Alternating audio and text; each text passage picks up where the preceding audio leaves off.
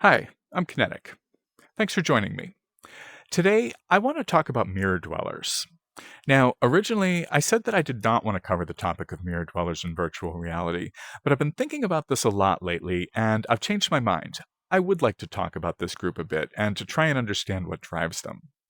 Now, for those of you who are not familiar with VR, mirror dwellers are, of course, those people who spend most of their VR time staring at themselves in VR mirrors, just staring at their own avatars, sometimes for a really long time. Now, when viewed from the outside, this can seem kind of bizarre and unsettling. And I don't think it's just narcissism, because even when they do interact with others, they prefer to interact in front of a mirror so they can see the reflection of themselves talking to the reflection of those around them. This is almost like viewing themselves and their interactions with others from a third person perspective. So if they're talking to a friend in VR, they're effectively watching themselves talk to a friend in VR. Like I said, is if from a third person's perspective. Now, there's more than just a few of these people. Entire groups can be found just hanging around in front of a large wall mirror, talking, dancing, cuddling, just like any other VR interaction, except that they're not looking directly at each other, they're looking at themselves and everyone else through the giant mirror. So, one thing to note is that in the early days of VR, the world designers would often position small mirrors in their worlds with the thought that every once in a while people may want to go to a mirror to adjust or optimize their avatar settings. So, the mirrors were not especially prominent. They likely never anticipated that mirrors would actually become the focal point of many of these social lobbies. Now, almost every world, or at least every social lobby, has at least one of these great big wall sized mirrors available to accommodate these mirror dwellers. So, I've asked a lot of mirror dwellers why they do what they do, and I've received a wide variety of responses. Usually, answers like, I like to see my avatar, or it helps me to connect to my avatar. Now, I find this kind of curious because in IRL, we don't prefer to watch our interactions with others through a mirror. We have an IRL POV with our eyes. So, why for these people isn't a VR POV from the eyes just as good? Does this point out a weakness in VR? A reminder that VR doesn't quite take us all the way there just yet, because in order to become more immersed in VR, some people still need to view their avatars from a third person?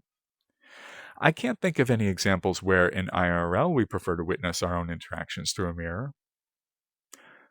Oh, wait, there is one IRL example. Yeah, that's right. Apparently, sometime in the 1970s, it became popular to install mirrors on the bedroom ceiling. That's right, like, above the bed. Now, mirrors on the ceilings didn't persist much beyond the 1970s, but the practice did transform into a slightly more socially streamlined and acceptable version, that of the oversized bedroom dresser mirror. Now, while these dresser mirrors are not over the bed, they're almost always in view of the bed. So, anyway, mirror dwellers. Is that why they do it? To enhance their already fully immersive VR experience? Or is the opposite true? Is their VR experience not immersive enough? Does it fall short, and the addition of a third person view makes up for the shortcoming of the experience? When I go into VR, I feel fully immersed. When I talk to another person, I look directly at their avatar, my POV being that of my VR eyes, or at least where my VR eyes are depicted on my avatar. Turning to look at myself in a VR mirror only dissociates me, as it would a real life mirror. But I can see how if someone was not fully immersed in their VR experience, their POV or point of view would be loose and unmoored. So, watching themselves interact in a VR mirror could offer a grounding to that VR world, one that they didn't have from an unmoored POV alone. One thing's for sure, though, there are a lot of people who prefer to experience VR this way. Mirror dwellers are not a small demographic, and also, they typically do not grow out of it. Once a mirror dweller, always a mirror dweller.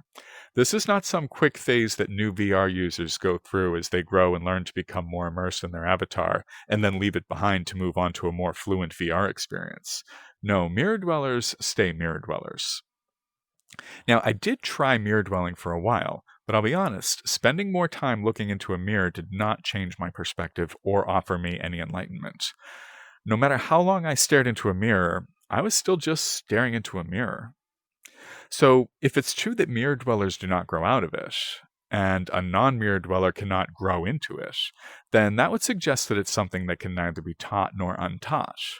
And then that would suggest that there's something inherently different about mirror dwellers and non-mirror dwellers, something at the core of that person's VR experience.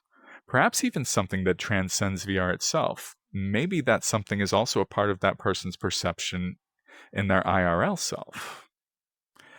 Can understanding a person's VR persona teach us anything about that person's perception in the real world? I don't know. More and more, I'm thinking that there might be something here. I may try looking into this further, but in the meantime, I want to thank you for joining me. I am Kinetic, and I will see you next time.